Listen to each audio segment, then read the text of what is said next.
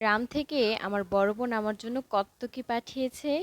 আসলে বোন থাকাটা একটা ভাগ্যের বিষয়। আপনাদের কাছে সেটা শেয়ার করব। তো চলেন শুরু করা যাক আজকের ভিডিওটা। সবাইকে আসসালামু আলাইকুম। সবাই কেমন আছেন? আশা করি আল্লাহর রহমতে সবাই ভালো আছেন। আলহামদুলিল্লাহ আমিও ভালো আছি। এই সমাজের নিয়ম হয়েছে কি জানেন? ভাই ভাইয়ের মর্মটা বোঝে না, বোন বোনের মর্মটা ঠিকই বোঝে। বিয়ের পর বোনরা হয়তো বা বিয়ে করে দূরে চলে যায়, তাদের মনের মিল ঠিকই থেকে যায়, যোগাযোগ থেকে যায়, কথা থেকে যায়, বোনের বোনের প্রতি ভালোবাসাও থেকে যায়। কিন্তু ভাইয়ে ভাইয়ের বিয়ে হওয়ার পর সেটা থাকে না, কেন জানি না। তবে আমি মনে করি যে এটার পেছনে সব মেয়েদের হাত নেই। কিছু মেয়েরা আছে যাদের জন্য ভাই ভাইয়ের দ্বন্দ্ব হয়, কিন্তু আমি মনে করি সবাই এক না।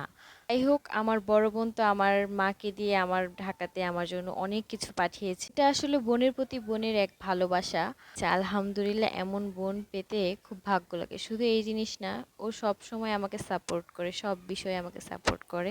তো আমার বোন আমার জন্য গ্রাম থেকে অনেক কিছু পাঠিয়েছে, যেমন কাঁঠাল, আম, পেয়ারা, আমাদের গাছের লেবু, সব কিছু পাঠিয়েছে। এমনকি যে ডাব নিতে কষ্ট হবে দেখে ঢাকাতে, তো ও সুন্দর করে বোতলে করে আমার জন্য সব কিছু পাঠিয়েছে, সর সহ সব কিছুই পাঠিয়েছে। যাই হোক, আপনাদেরকে একটু শেয়ার করলাম। সেই সাথে আমার রাতের রান্নাটাও আপনাদেরকে শেয়ার করছি। রাতের রান্নার জন্য এখানে আমি চাপা শুটকি দিয়ে একটা বড়া বানাবো কুমড়ো পাতা দিয়ে, তো সেটাও আপনাদেরকে শেয়ার করছি। ভালো করে আমি চাপা শুটকিটাকে ভালো করে ধুয়ে নিয়েছি। ধুয়ে নেওয়ার পর পেঁয়াজ রসুন দিয়ে এটাকে আমি ভালো করে কষিয়ে ঝাল মশলা দিয়ে সবকিছু রসুন বেশি করে দিয়ে এটাকে আমি ঝাল ঝাল করে রান্না করে নিয়েছি। আর আমাদের বাসার সাথে এখানে একটা বিড়াল দেখতে পেয়েছেন, ও এখানে জানি না এটাকে কে পালতো, আমাদের বাসার এখানে সবসময় এসে বসে থাকে। তো যাই হোক, আমার এটা তো রান্না হয়ে গিয়েছে। দেখেন আমার যে যা এই কড়াইয়ের মধ্যে লেগেছিল সেটা ওকে আমার হাজবেন্ডকে আমি মাখিয়ে দিচ্ছিলাম, আর সেই সাথে আমি এই বড়াগুলো বসিয়ে দিব।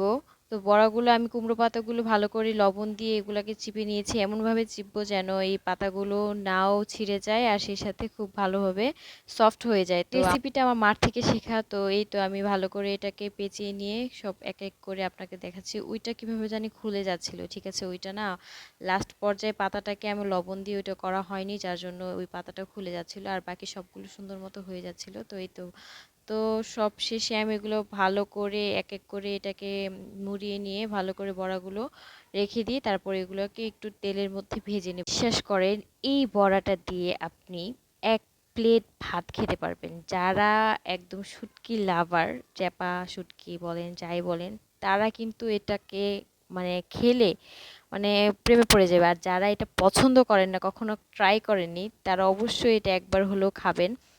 তো আমি এটাকে মানে কি বলবো, আমি এটা জাস্ট ফ্যান হয়ে গেছি। এটা নিজে রান্না করে নিজেই ফ্যান হয়ে গেছি। আমার হাজবেন্ড তো বলছে যে মাংস মানে ফেল হয়ে যাবে এই রেসিপিটার কাছে।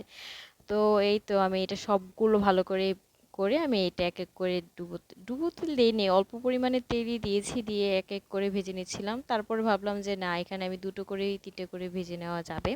তো আমি তারপর এক এক করে সবগুলো ভেজে নিচ্ছি। আপনারা চাইলে এই রেসিপিটা একবার হলেও ট্রাই করে দেখতে পারেন। বিলিভ মি, খুব টেস্ট। মাংসকে আপনারা সাইডে রেখে এটা দিয়ে আপনারা এক প্লেট ভাত খেতে থাকবেন, তখন মাংসের কথা ভুলেই যাবেন। কিসের মাংস কি, এই রেসিপিটার কাছে কিছুই না। তো যাই হোক, আমি আবারও এটা মানে আমি এখন ভয়েস দিচ্ছি আর দেখছি, আর তো মানে মনে হচ্ছে যে আবার এটা করে আবার খাই। তো আপনাদেরকে আমি সেটাও রান্না করে খেয়ে তারপরে সেটাও দেখাবো আমি, ঠিক আছে?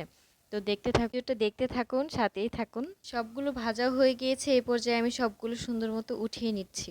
তো আলহামদুলিল্লাহ অনেক টেস্ট হয়েছে, আপনারা চাইলে এটা ট্রাই করতে পারেন। তো ভিডিওটা এই পর্যন্ত, সবাই ভালো থাকবেন। ভালো লেগে থাকলে লাইক কমেন্ট শেয়ার করতে ভুলবেন না। সবাইকে আল্লাহ হাফেজ।